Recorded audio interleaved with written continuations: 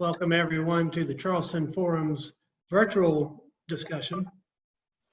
We began this series with Congressman Clyburn, who offered his call for greater broadband access to rural and poor communities so that they can have greater access to healthcare and education, particularly in times like these.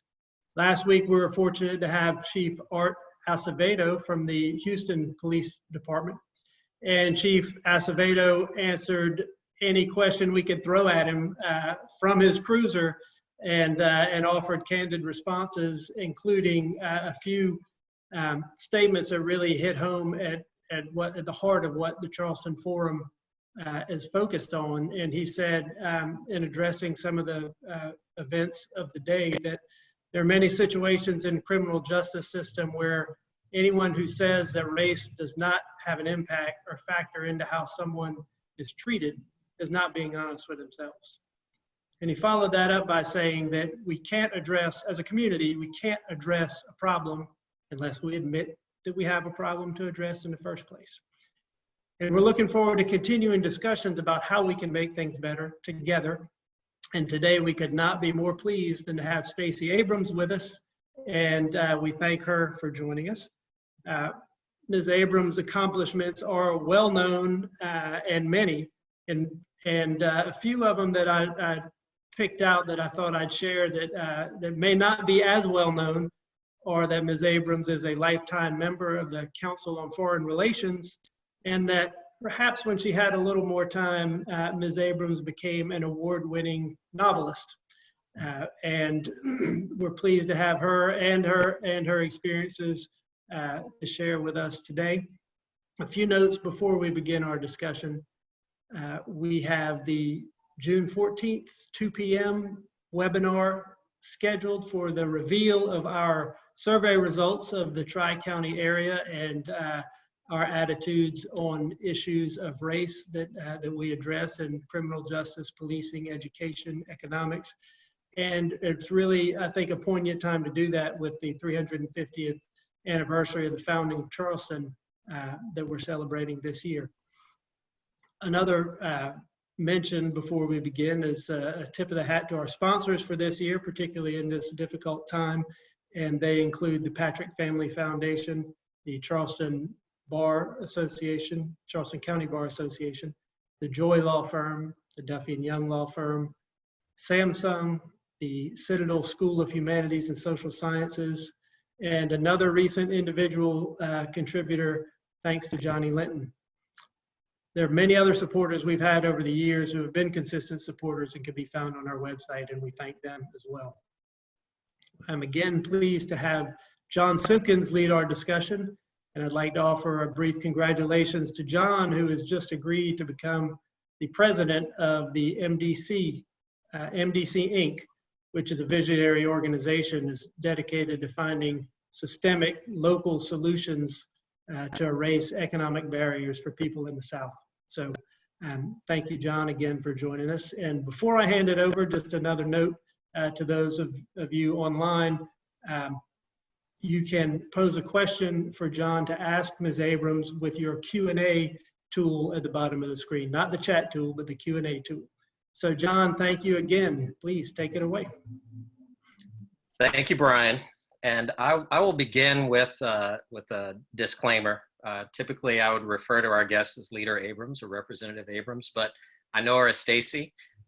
We met over 20 years ago when we were both in law school working on a couple of different projects. One around character and education, character and values for Generation X, and a summer program that she had set up for young people who were interested in careers in technology, which I was grateful to be a part of as a counselor. So I'm going to welcome Stacey Abrams, who served in the Georgia State Legislature and as minority leader in the Georgia State Legislature, ran for governor of Georgia in 2018, and who knows what will happen to her after that. So we'll get to that in a little while.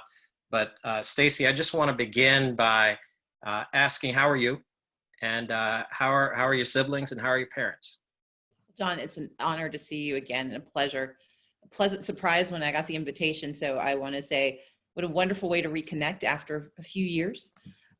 My mom and dad are here in Georgia now. They're raising my niece. They are doing very well. And of my 5 brothers and sisters, most are here. I've got a sister in Kentucky and a brother in California, but everyone's safe and happy, and we are blessed. Thank you. Thank you. I hope the same is true for you. It is, thankfully. And we know that during this time that's not often the case, but I'm glad to hear that everyone is happy and healthy. Thank you for joining us for this edition of the Charleston Forum. As you may know, the idea for this gathering grew out of a way to pay tribute to those who were killed at Mother Emanuel. And it's in that spirit that we enter into this conversation about race in the South, about race in America, and about a lot of other things, and how that intersects with politics. And along those lines, you made news yesterday. You endorsed Vice President Biden in his quest to become our next president. And I would be remiss if I did not start by asking you the question that everybody's going to want me to ask you, which is, if asked, is that a position that you would be interested in taking up if you were asked to be his running mate? Well, John, I appreciate the question. I point out to folks, I've been getting this question since March of 2019 in a very unusual fashion. And if folks pay attention to my answer from March all the way through the last few weeks, I've never wavered. I've always said you don't run for second place in a primary, but I would be honored to serve with the nominee. And that remains true. But I'm even more excited because I think Joe Biden is the answer to so many of the questions we have in our country. He's a man of courage and competence, and both of those are characteristics sorely lacking in our current leadership. He has no shortage of important, intelligent, successful people to choose from, but I am honored to have my name included in the mix. Thank you. And thank you for that answer. And I want to focus on you as opposed to Vice President Biden in giving that answer, which, as you said, you've been consistent in giving that answer over the past several months and almost years. Some people have accused you of being ambitious. And what do you think causes someone to take note of the fact that a woman of color, demonstrates interest and enthusiasm about moving up on the political hierarchy? Well, I think I start with the premise that my ambition is not a title. My ambition is the platform from which I can do the greatest amount of good. Right. When you and I met, we were Truman Scholars together, and it's a program that was designed for people committed to public service. I grew up in Gulfport, Mississippi, came of age in Georgia. I am a daughter of the South, and I understand that often leadership does not reflect the needs of the communities, especially communities of color. And particularly on the national level or in the executive level, there is a dearth of people who have actually experienced the challenges that come along with growing up impoverished, growing up in a marginalized or disadvantaged community, and certainly growing up in a minority community. But I also know that I rarely saw anyone who looked like me who was able to step forward and, more importantly, navigate these spaces. And so I find it incredibly important that I am clear and direct about what I believe and what I want to achieve, because I know that there are young women looking at me, especially young women of color, who are wondering if there's a space for them. And so I'm not just answering the question about my personal ambition, I'm answering the question about their capacity to dream of more. And that's my responsibility. Traditions exist because that's what we're used to, but you cannot alter tradition unless you challenge it. And I challenge the notion that we have to wait to be asked to serve, that we have to wait to say that we are ready. My belief is that when you have the skills and the capacity, it is your responsibility to do what you can to serve your community. And whether that's running as the running mate of someone who's going to be the next president of the United States, or setting up an organization to serve the immediate needs of our people, that's what my ambition is, and that's what I'm going to always talk about. And you talk about navigating spaces. What does that look like in the 21st century? It's a complex issue because we are in the midst of a demographic change that is going to necessitate an evolution of what we see as the face of leadership. But we are also facing complexity to our challenges where it's not simply as when you and I were growing up, it was largely black and white. This is now a multicultural nation that brings with it the complexity of immigration, of sexual orientation and identity, questions of access, and questions of systemic inequities. We have to have leaders who see all of these pieces and are willing to acknowledge them as valid conversations for us to have. And you cannot have those conversations if you refuse to acknowledge or enter into the space saying, these are issues that we should talk about. Brian said it at the beginning when he quoted Sheriff Acevedo. You cannot solve problems you will not discuss. And you cannot talk about challenges to leadership or the policies you want to see those leaders implement if you don't acknowledge that if they can't see it, they can't experience, or if they can't question it, then how are they going to address it? What does it take to get people to engage in a productive conversation that has complexity and subtlety and nuance? We're seeing it right now as we're looking at the effects of the pandemic. There's complexity in reopening and what those decisions look like and how it looks. What's necessary to have a meaningful conversation that isn't binary, that isn't an on or off switch? I begin as a person of faith. My faith undergirds all of the work I do. And I mean it in this way.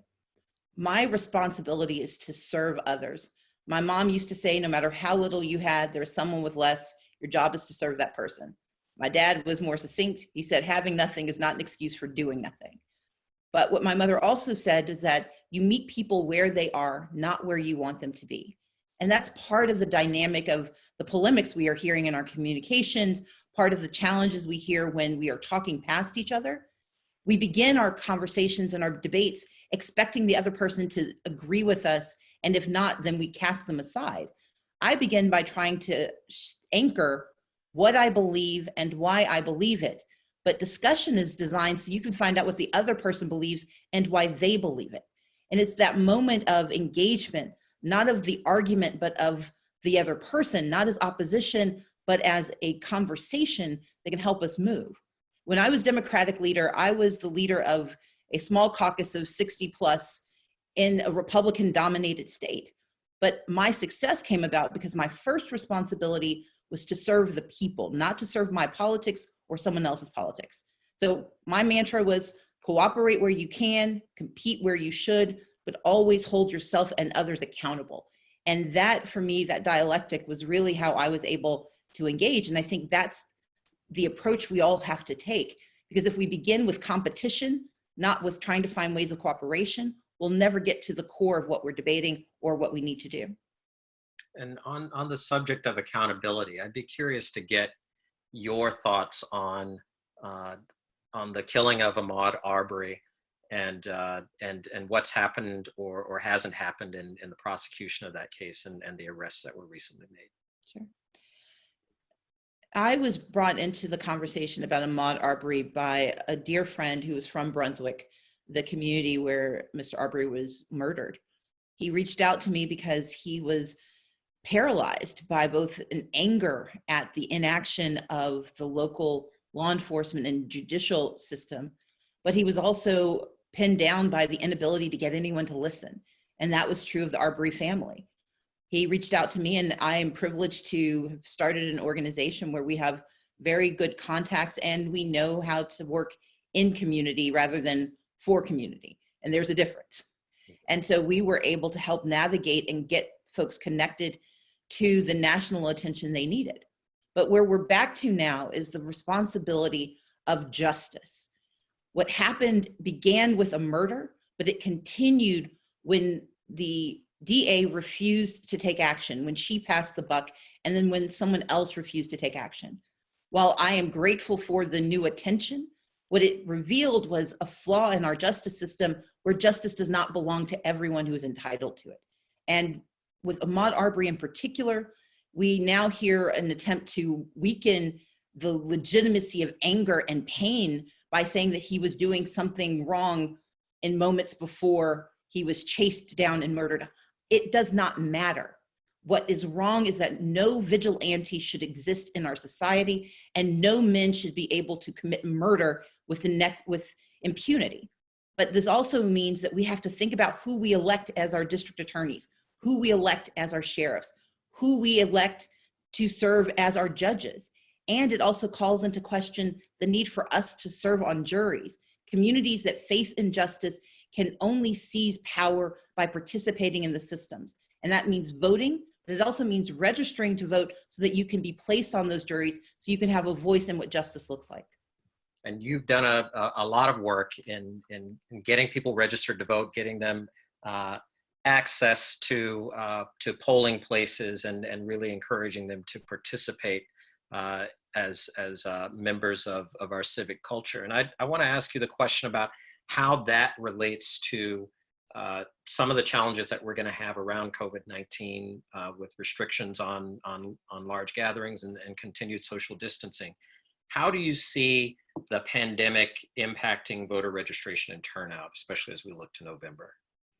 As it stands now, we have states where your ability to register will not be impugned at all, and we have states where it is absolutely paralyzed and people are unable to participate.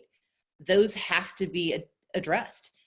Yesterday, the Speaker of the House announced the HEROES Act, and it includes guardrails for protecting our democracy in a time of pandemic.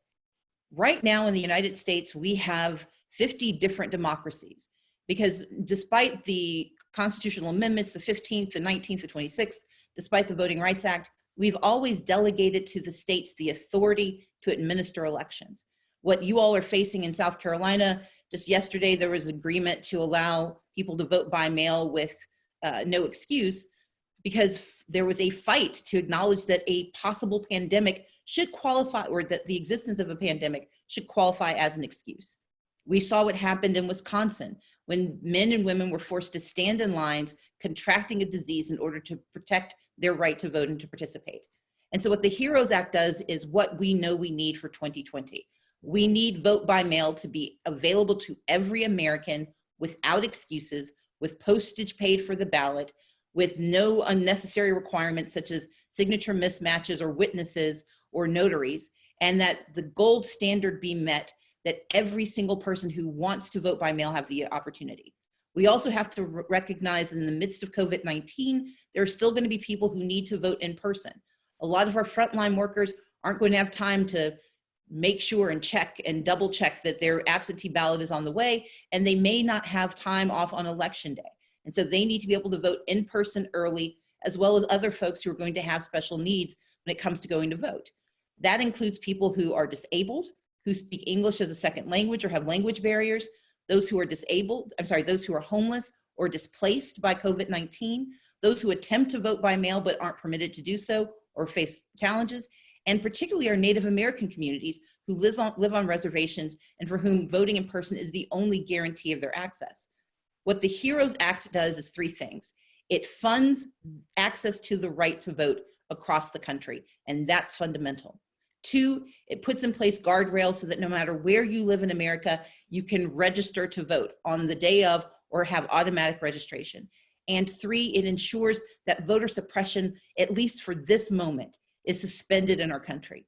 And it sets up the conversation for the future, which is to say that we should have access to automatic registration, access to same-day registration, and that the right to vote should not be a privilege in a nation that is grounded in the notion of democracy. Why is that such a difficult notion and reality to achieve?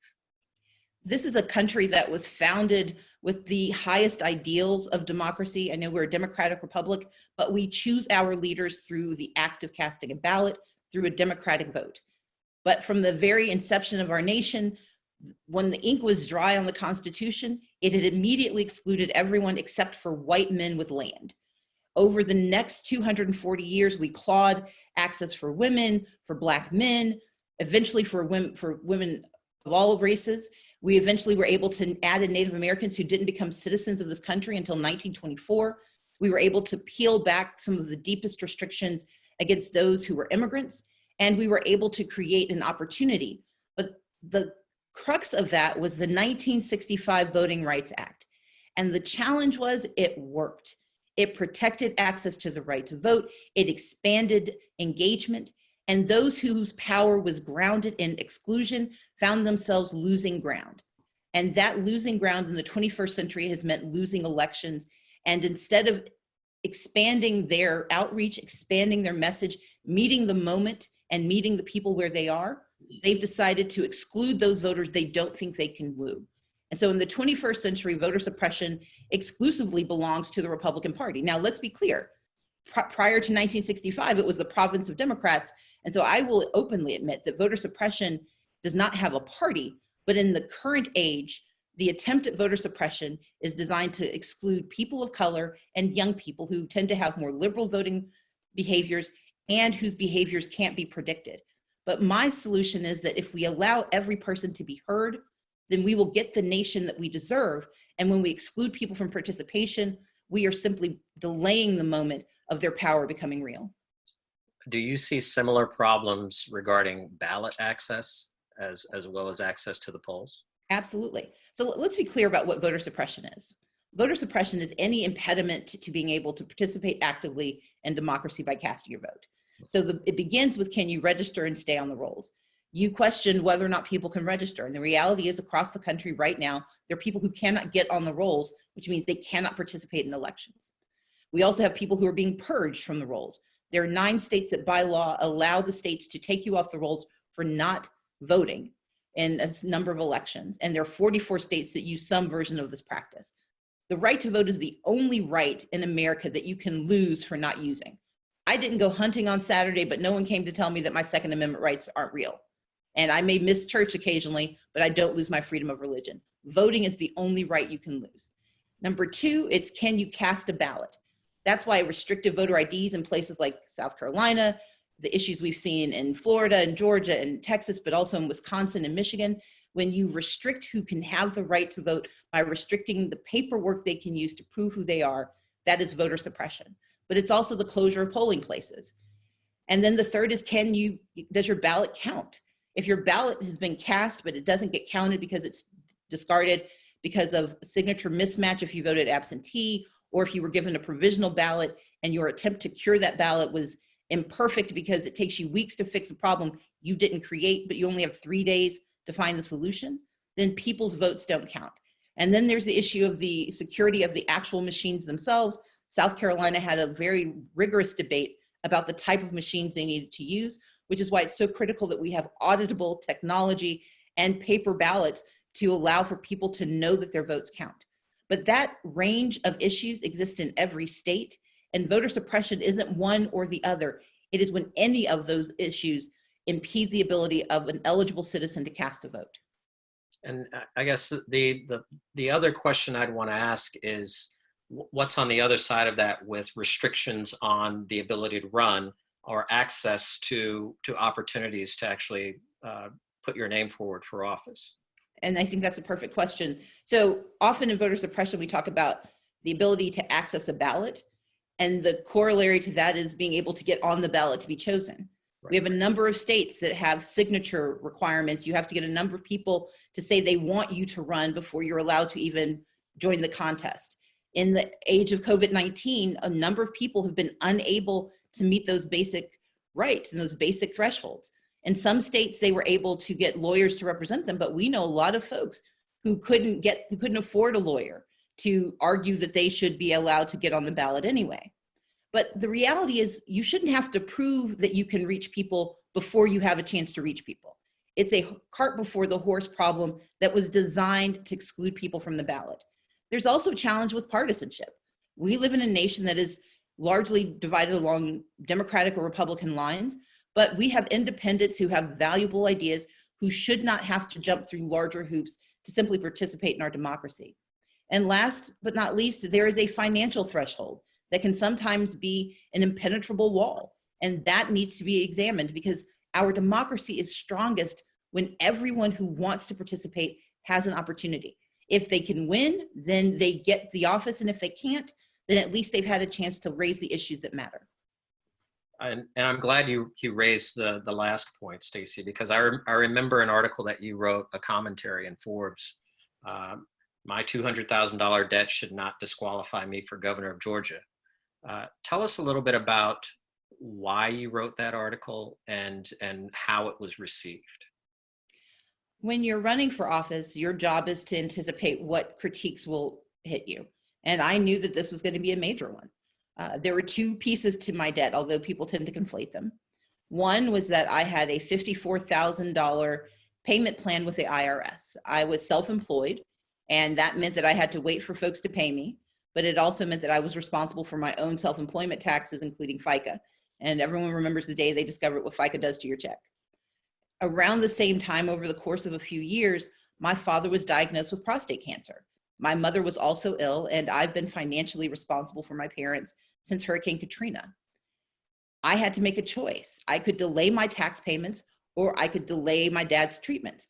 The latter was never an option. You can't delay cancer treatment payments, but you can delay because the law allows it. I've never shirked my responsibility. I never failed to file my taxes, but I took advantage of the opportunity to pay it over time, and I've paid it off. But in the moment when I was running for governor, the fact that I hadn't quite made good on my obligations did not mean I should be excluded from participation. The other part was that I had credit card debt and student loan debt. I went to some very good schools that cost a lot of money, and they permitted me to have moments where I was financially secure, but I still owe those dollars. And it put into sharp relief for me, and I think for Georgians and actually for Americans. We often use somebody's personal financial capacity as a metric of their ability to meet the obligations of holding public office. I would argue that you want people who understand how to navigate debt, how hard choices present themselves. In the moment of COVID-19, we are watching millions of Americans have to juggle decisions that they never thought they would have to. And if we decide that they should be permanently excluded from being able to stand for office, then we lose their experiences and their ability to suggest what policies and processes can be put in place to not make it easier to avoid your obligations, but to make it easier to navigate them and to meet them. Thank you. Thank you for that. I'm going to shift a little bit here, Stacey, and we're going to pull in a question that we've gotten from one of the viewers. An elementary school teacher in Charleston says he's well aware of the racial disparities that exist in education in South Carolina. What can we do on the state and national levels to try to make our education system more equitable and accessible for all students? When I ran for governor in Georgia, that was one of the top questions and issues I wanted to tackle. It begins by acknowledging that we expect our educational system to educate the whole child. It's not simply about filling their minds. It's making sure their bellies are full so they can pay attention, that their eyesight is good, that their mental health is sound, that they had enough rest because they weren't sleeping in a car or in a hotel because they didn't know where they were going to wake up in 2 days. We have the responsibility to acknowledge the social service component to education. Number two, we have to educate the child from cradle to career. That means early childhood care and early childhood education, which means we have to have deeper investment in 0 to 3 and in pre-K. But those teachers make on average between $8 and $11 an hour. And in the midst of COVID-19, we know that after this ends, there are about 4.5 million slots across the country where children will not be able to get service, which means we're creating childcare deserts. But we also know that if those children get access to early childhood learning, if they have someone reading to them, helping make sure that they have the nutrition they need, that these children are less likely to drop out of school, they're less likely to face incarceration, they are more likely to be financially secure, and they tend to be more successful. And so what we have to do on the state level is hold our state leaders accountable for putting education on the chopping block, because it's easier than telling corporate taxpayers, we don't need they have to pay more. I'm not suggesting that the answer is always raising taxes, but sometimes the investment is worth the return. We know that early childhood investment for every dollar gets a $7 to $10 return on, the return on investment is 7 to 10%. That's better than the stock market. And so we have to be willing to invest in early childhood education, but that also means that we have to subsidize the parents who need that education for their children, because often these are low-wage workers or even middle-class workers who are paying upwards of college tuition for early childhood education. And in our K through 12 system or pre-K through 12 system, educating the whole child, making sure they have access to technology and access to the support systems that they need. Because it's not just the mind, it's the body and the spirit. And if we do those things, if we have federal investment and state investment, as well as state policies that actually implement them across the board, especially in our hard to reach communities like those with communities of color that are economically disadvantaged or rural communities, that's how we start to fix our systems. Is there an opportunity to accelerate that right now as we look at the stimulus funding that is being approved and being spent? And what does that look like right now? So the National Women's Center and the National Association of Early Childhood Education, I believe it's called, they have both proposed between $50 to $100 billion worth of investment, because it's going to be absolutely necessary as people start going back to work. They are going to desperately need childcare. They're going to desperately need someone who's paying attention, particularly if our school systems don't reopen at the same time that our businesses do. And so that should be in the next recovery package. The next pandemic package. But we should also make that a demand for recovery. Every state legislator, every congressional leader, every senator, and people running for president should be held to account for how they will invest in our educational system going forward. We know that moments of crises often deliver either an opportunity to add new lines to our social contract or to erase our obligations. This is a moment where we need to add to that social contract and acknowledge that systemic inequities have a cost for our communities. Because not only are we watching more Black and brown families contract and die from COVID-19, we also know they will be the least resilient when this pandemic ends. But if we can begin by saying that we don't lose a generation of children as we grapple with what we do for our economy, then we have the chance to use this pandemic to right size and to correct the inequities that have been built into our system for decades. And a related question that we've gotten is, how would you address the problems that continue to exist regarding cost and access to healthcare? And I'll add to that disparities that exist in social determinants of health. So I think it begins with the recognition that our public health infrastructure is broken. We've watched 40 years of disinvestment, and for many communities, public health, that ability to go to a county hospital, that ability to talk to someone in your neighborhood to get the immediate support you need, that has been eroded, and we have abandoned our obligation. That's why we're watching so many communities suffer so egregiously, because the disconnect has led to fewer beds and fewer doctors, fewer nurses, and less good information. But long term, we have to look at how our system in the midst of pandemic, in the midst of crisis, allows people to continue to have access to health insurance.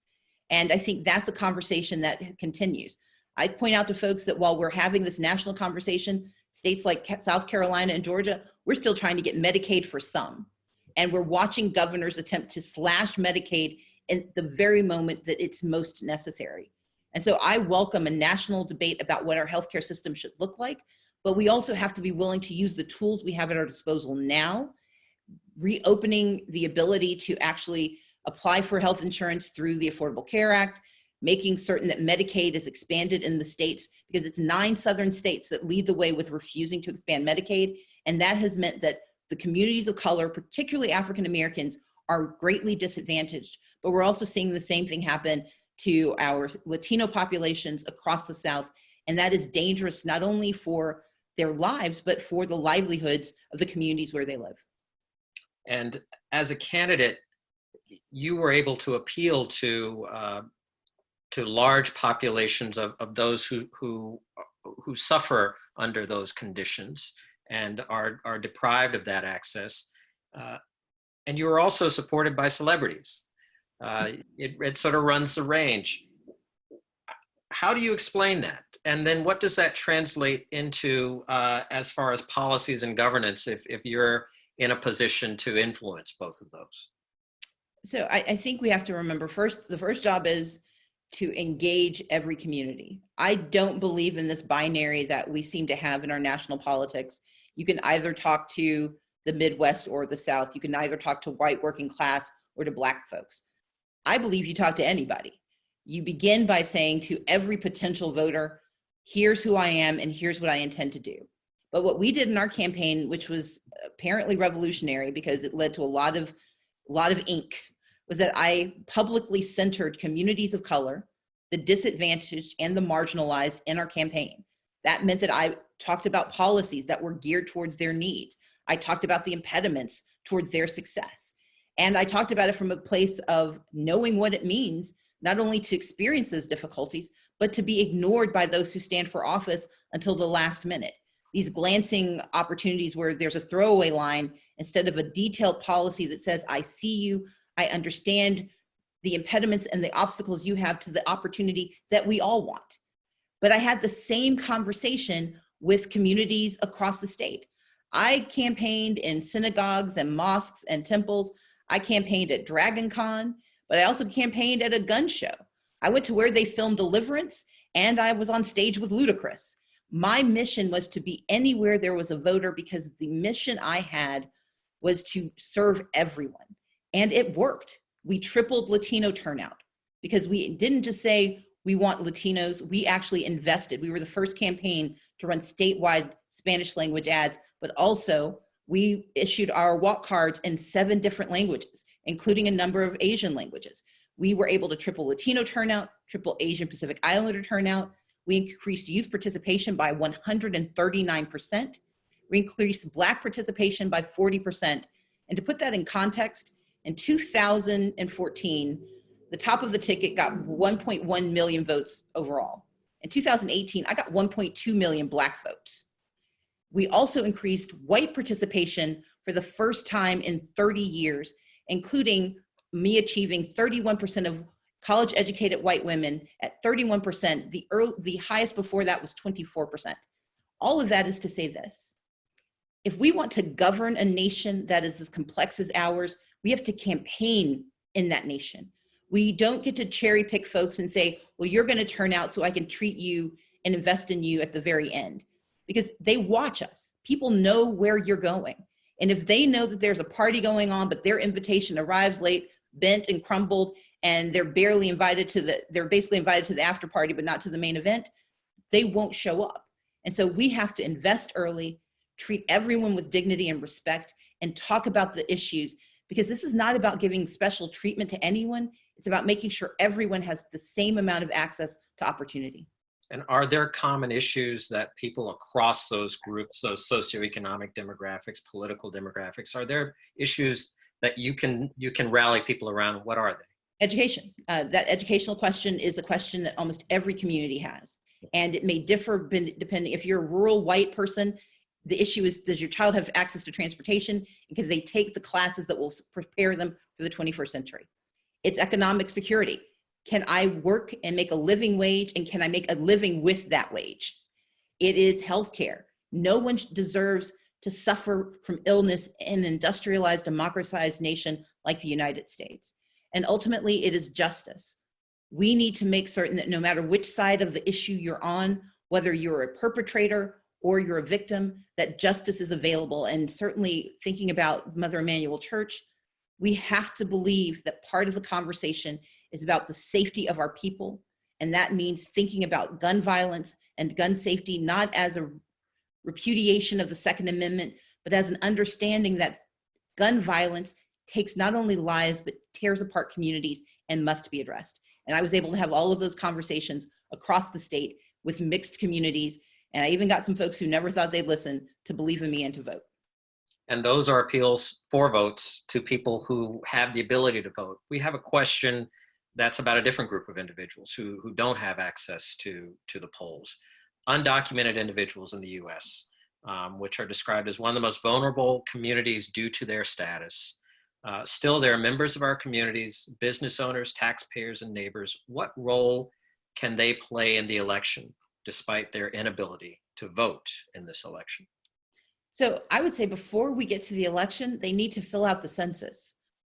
I've started 2 major organizations, actually 3, but Fair Count is an organization that is specifically focusing on ensuring that every hard to count population is included in the census. Excuse me. When we see the communities that do not have access to resources, they can't get PPE, they don't have hospital beds, they can't see doctors, that is directly tied to whether or not they were counted in the census. And for the undocumented, the failure to include them in the census means the resources they need to protect their communities and to protect their families is not available. And so filling out the census is number 1. Number two is that most of our undocumented people are part of mixed status families. If you can't cast a ballot, that doesn't mean you can't be heard. Encourage those who have the right to vote to do so, but make certain that you're talking about the issues. You know, in South Carolina and in Georgia, these are agricultural states where we rely on labor from the undocumented and the documented to make sure that our economy is sustained. We need to hear from those leaders that say that we need to solve our immigration problem now. It is a federal issue, and we need a federal solution that creates pathways to citizenship, but that conversation cannot ignore the terror that's being visited on our communities, especially those children who are being left behind when their parents and caregivers are seized. We have to have a national conversation, and in this election, that conversation needs to be had with every single person running for office, Democrat, Republican, or Independent. Thank you.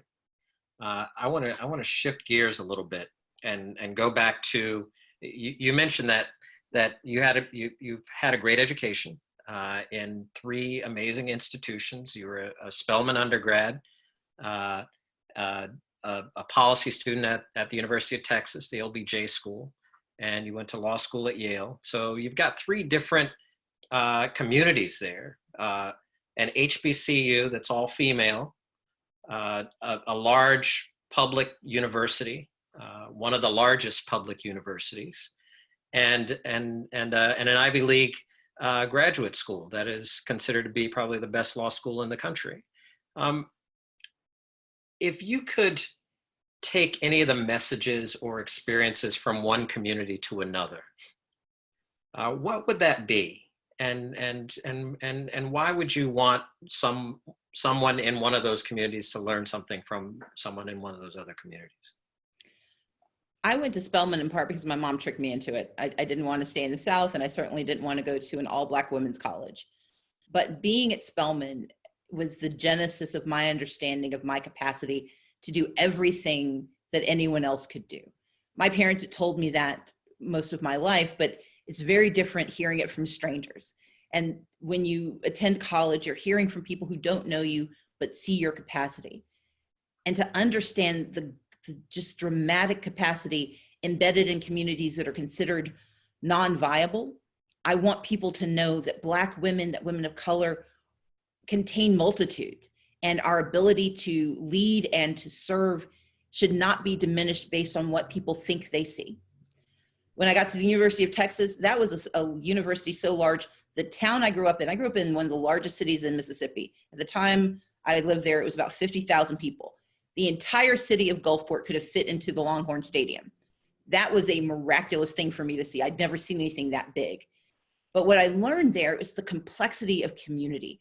It was the first time I'd lived in a place where the dynamics were dealing with Latino and African-American and white racial dynamics, but also how poverty could coexist so dramatically with success in the city of Austin. And what I want people to understand is that even in places where success thrives, we have an obligation to look below the surface and to understand why others don't have access. And in a public space like that, our necessity of conversation is higher than anywhere else, because these are people who are being educated by the public for public good, and we need to demand the most we can. When I got to Yale, I was very different. I was one of a small group of Black students. I was the only one from the state of Mississippi, and I had not come from an Ivy League school like I believe almost half of my classmates had. That was a question of access and privilege. And there I wanted people to understand that you didn't have to come from privilege to be able to benefit from this education. But more importantly, that what we see as class distinctions aren't real. There were folks who'd grown up without ever questioning their place in the world, who did less well than those who'd grown up scrapping for just a moment to be seen. And I think that understanding how privilege can be abused, but also how it can be shared was critical. I made friends there who introduced me to ideas and to places I never could have imagined. I sat in a class once where people sitting behind me made more than $1 million on an IPO while we were in class. And one of them just sort of asked me if I wanted to participate. I'm like, with what money? the fact that he offered the opportunity to me meant something. The fact that I couldn't possibly take advantage of it meant something else. And he kind of looked askance at me, like he couldn't understand why I couldn't do this, because it was just a little bit of money, a few $1,000s to make $1 million. Like, I don't have a few $100s right now. But that notion of privilege and that notion of being willing to share privilege to allow others to have access, that has stuck with me since my days at Yale. And how do you see that playing out as a professional, as now someone who is on the national political stage, these questions of privilege and access? I bring my whole self with me to every conversation, to every interview, and it causes discomfiture. Part of who I am inherently challenges the notions that we are raised and trained to believe to be true. I can't go around the country lecturing people to be nice to everyone. I can't compel people to have the experiences I've had, but I can use those experiences to describe why we have obligations to those who are disadvantaged, those who are marginalized, those who face systemic inequities that cannot change until people of privilege recognize that privilege does not give them the right to ignore the structural inequities that undermine our system. It's why when I didn't become governor, I didn't just shirk and slink away. I thought about how could I do the work even if I didn't have the title? And ultimately, that's the call.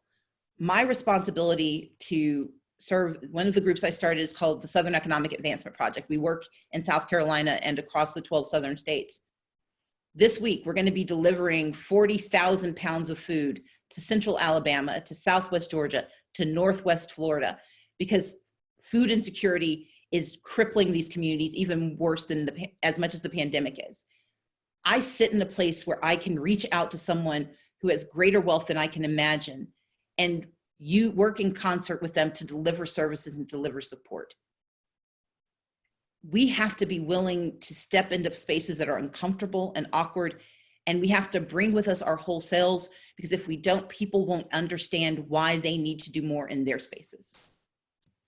I know that your parents were tremendous and continue to be tremendous influences on you. So that's part of the answer to this question, probably. But the other part that I wanted to ask is, especially as you were taking us through the sequence of, from Spelman to UT to Yale, does the trajectory of your life, of your career, of your experiences change if that's out of order and Spelman isn't first? I don't know. I would say that Spelman was an incredible anchor for me. It was a place where I was able to fail, and it wasn't a failure based on my race or my gender. It was a failure based on Stacey. And there was a comfort in being able to understand mistakes I made without having to attribute them to what are absolutely true dynamics that exist in the larger society.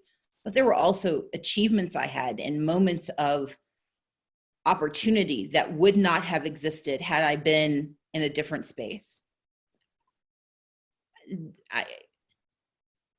I believe that because of my family, because of my internal orientation, I probably would have found a way to construct the life I have.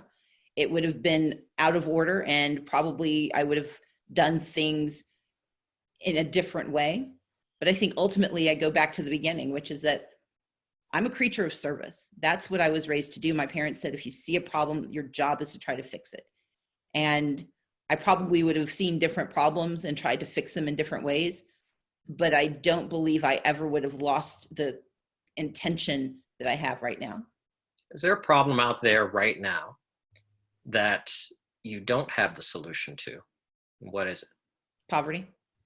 Yeah. Poverty, we as a society, we as a global society have accepted poverty as a given. And I don't believe it so. I believe that we can tackle it. I believe it is a solvable problem. I think it is immoral. I think it's a waste of human capital. But I think the complexity of it, whether you're talking about what's happening in sub-Saharan Africa, what happens to the Roma people in Bulgaria, what's happening in Charleston or in Georgia, poverty takes on different forms. It is an enemy that is protean and is aggressive, but I believe it's solvable. I just haven't figured out how to solve it yet, but I'm in public service so I can experiment and do our best to tackle it one day at a time. Thank you. Appreciate that. Speaking of these leadership challenges and leadership qualities, I'd be curious to hear from you. What do you think are the leadership qualities that are necessary to steer us out of this period of both viral and economic contagion? One, we have to have people who are intellectually curious. Intellectual curiosity tends to lead you to facts and to science. And what we are facing now is the incompetence that says that facts and science aren't as much fun as just declaring aloud what we wish to see. So number one, intellectual curiosity. Number two, competence, the ability to take information and actually use it in an effective way and to adjust when things work or don't work. So the ability to toggle and to use the U version to have a governor that actually helps to shape our responses. Number three, accountability.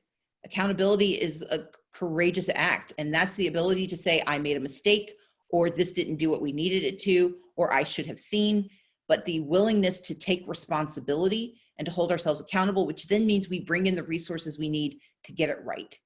If we had intellectual curiosity, competence, and accountability, we are 2/3 of the way there, or 3/4 of the way there, because the last piece is that we have to have a moral core, a belief that people deserve more and better.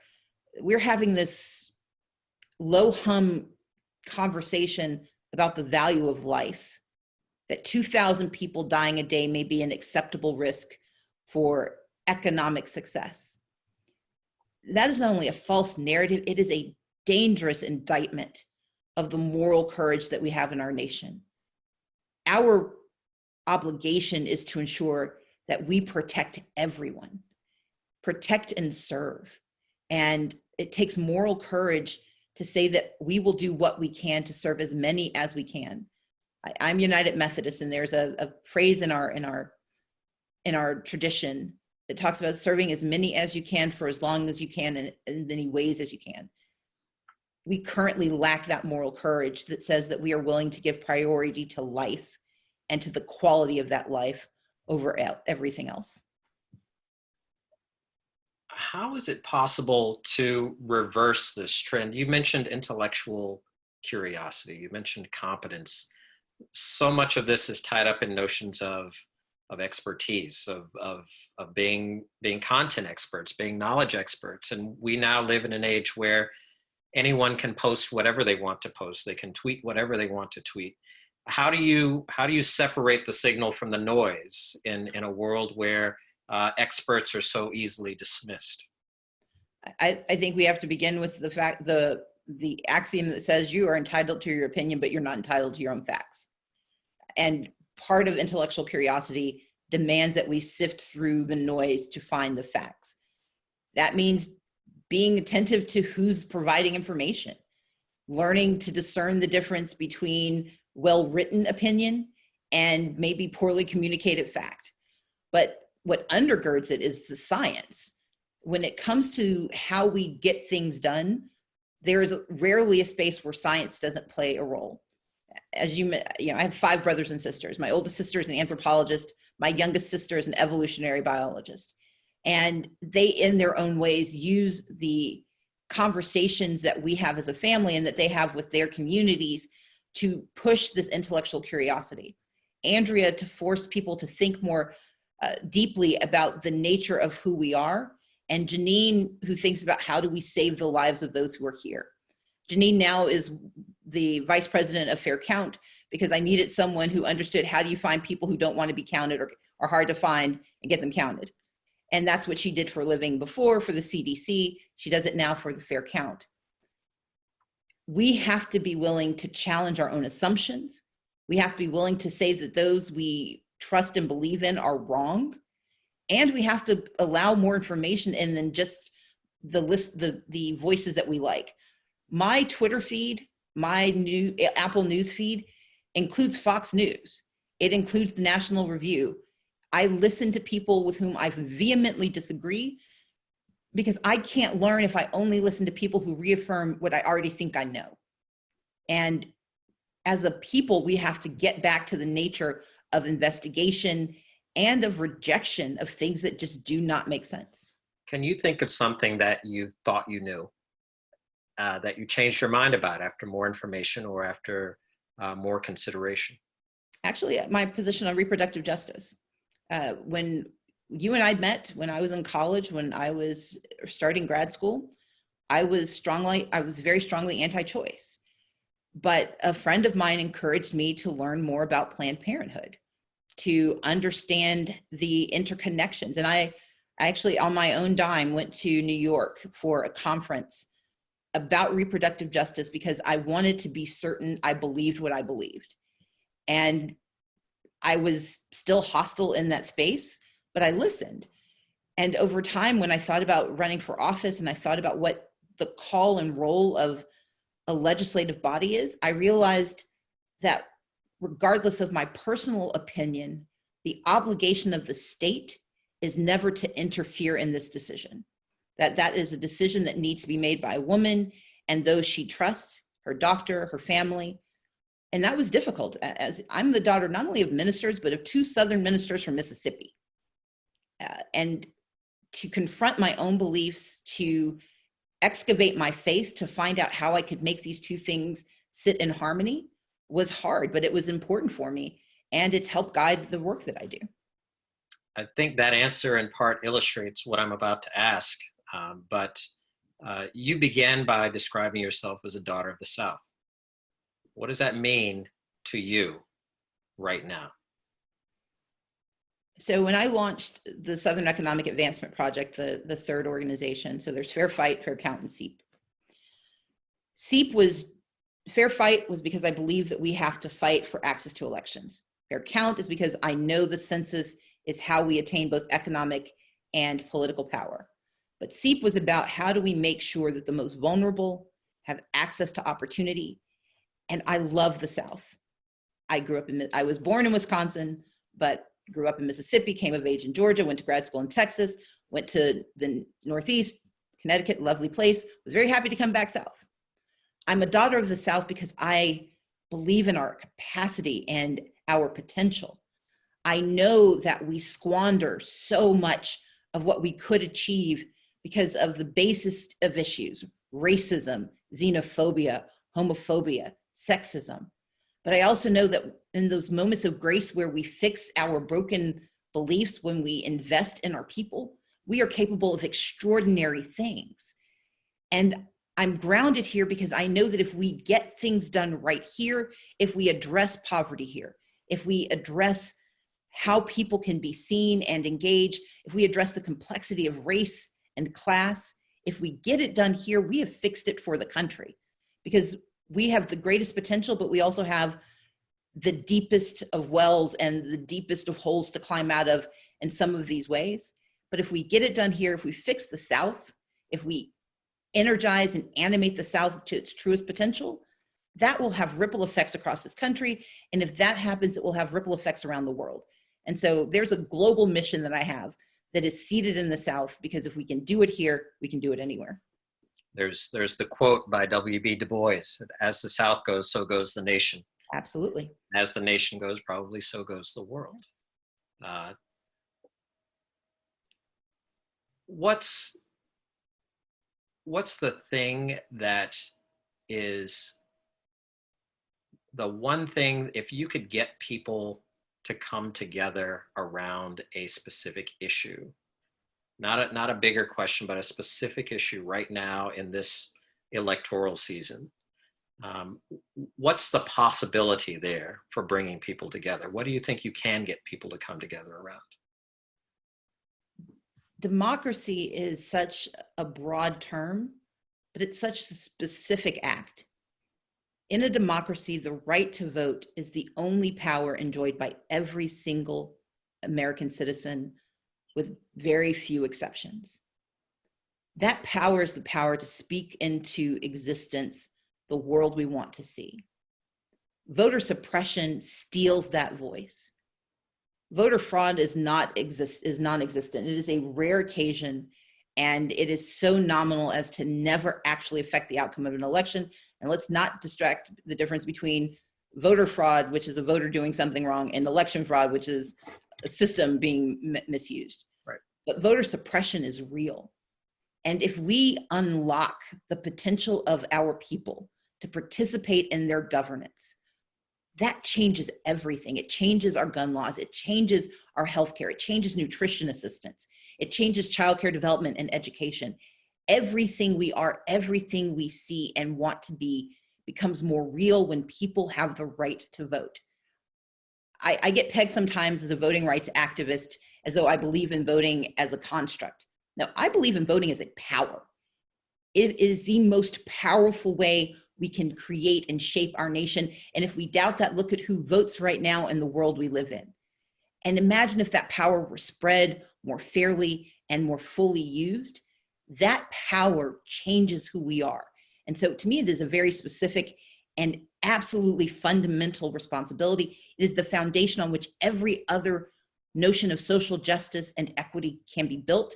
If we cannot vote, we cannot have the leaders we need. If we don't have those leaders, we don't have the policies. And without those policies, we are trapped in the cycles of torpor and the cycles of inequity that we consistently have to face and fight.